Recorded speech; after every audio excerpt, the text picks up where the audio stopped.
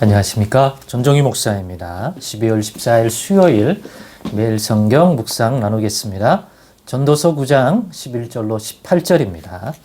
내가 다시 해 아래에서 보니 빠른 경주자들이라고 선착하는 것이 아니며 용사들이라고 전쟁에 승리하는 것이 아니며 지혜자들이라고 음식물을 얻는 것도 아니며 명철자들이라고 재물을 얻는 것도 아니며 지식인들이라고 은총을 입는 것이 아니니 이는 시기와 기회는 그들 모두에게 임함이니라.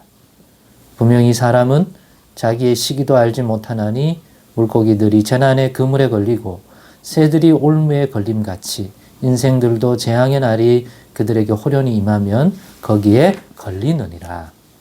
내가 또 해 아래에서 지혜를 보고 내가 크게 여긴 것이 이러하니 곧 작고 인구가 많지 아니한 어떤 성읍에 큰 왕이 와서 그것을 에워싸고 큰 흉벽을 쌓고 치고자 할 때에 그 성읍 가운데에 가난한 지혜자가 있어서 그의 지혜로 그 성읍을 건진 그것이라. 그러나 그 가난한 자를 기억하는 사람이 없었도다. 그러므로 내가 이르기를 지혜가 힘보다 나으나 가난한 자의 지혜가 멸시를 받고 그의 말들을 사람들이 듣지 아니한다 하였노라. 조용히 들리는 지혜자들의 말들이 우매한 자들을 다스리는 자의 호령보다 나으니라. 지혜가 무기보다 나으니라. 그러나 죄인 한 사람이 많은 선을 무너지게 하느니라. 아멘. 네, 오늘은 세상은 나만 잘하면 되는 것이 아니더라. 세상은 나만 잘하면 되는 것이 아니더라 라는 제목으로 묵상 나눔을 갖겠습니다. 제가 이렇게 제목을 정한 것은 본문 9장 11절로 12절까지의 내용을 가지고 묵상한 결과입니다.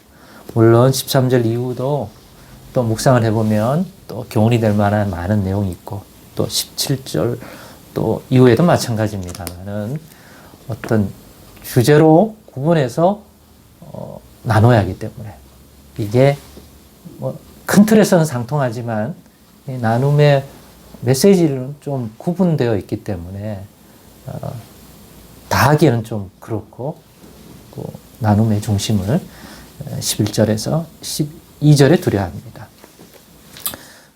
왜 제가 세상은 나만 잘하면 되는 것이 아니더라 라는 묵상을 하게 되었냐면 이게 가령 들어서 오늘 그 본문에도 빠른 경주자가 선착하는 것은 아니랍니다. 선착할 수 있죠. 그러나 달리기가 빠르다 라는 것만으로 어떤 결승점에 목적지에 먼저 도착하는 건 아니더라 이거예요. 세상을 보니까 우리가 토끼와 거북이만 봐도 아니 경주 자체야 비교할 수 없이 토끼가 빠르죠. 그러나 어떤 목적지에 도착하는 과정 속에는 달리기만이 아닌 다른 변수들이 많이 작용할 수 있다는 거죠. 그 변수는 한두 가지가 아니라 사람이 측량할 수 없어요. 몇 가지만 작용할 수도 있고 더 많은 더 복잡한 수 없는 그러한 내용들이 변수로서 그 결과에 영향을 끼치고 작용할 수 있다는 거잖아요. 그런 식으로 따지면 셀 수 없는 요소들이 개입할 수 있기 때문입니다. 즉 변수라고 부르는 것들이 개입하기 때문입니다. 그런데 나는 달리기를 빨리 한다는 한 요소만 가지고 있습니다. 그 부분도 분명히 영향을 주고 작동하지만 특별히 경주를 통해서 선착한다는 입장에서는 가장 직접적인 원인이지만 그러나 결과는 꼭 그것만을 가지고서 형성되지는 않더라 이 세상에는. 그런데 문제는 뭡니까? 빨리 달리는 거야. 내가 그 능력이 있으니까 빨리 달리면 되지만 다른 부분에서는 이 경주자가 그것들을 다룰 수가 없잖아요.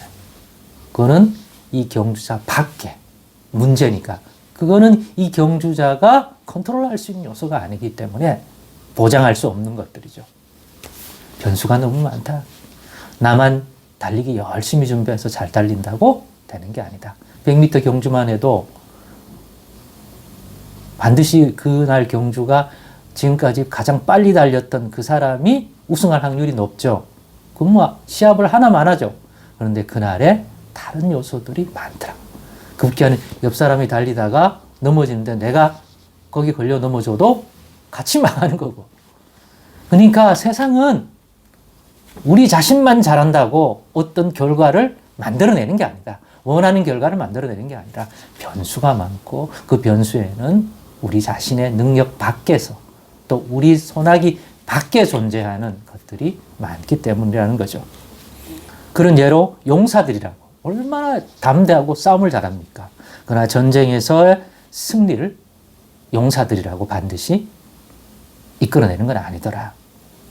왜냐하면 전쟁의 승리와 패전에는 다른 여러 요소들이, 아니 수많은 요소들이 작용할 수 있고 영향을 줄 수 있기 때문에. 그런데 용사들이 그런 요소들을 통제할 수는 없기 때문입니다. 지혜자라고 명철한 자라고 꼭 재물과 성공과 좋은 결과를 가져오는 것도 아니더라.